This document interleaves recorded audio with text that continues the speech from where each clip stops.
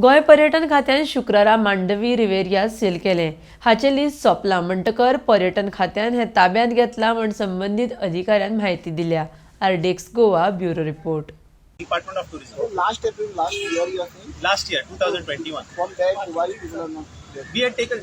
That's what I said. We tried to take possession of the property in November.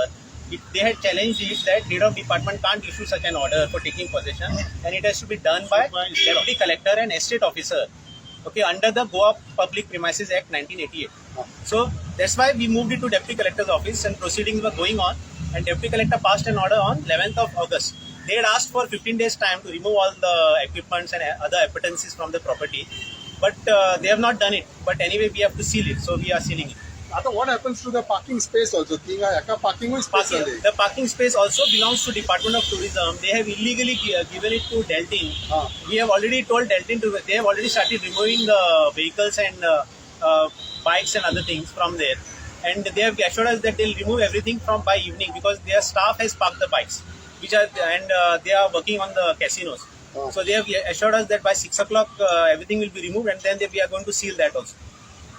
So it was illegally given there. Illegally, because according to the agreement, it can't be sublet.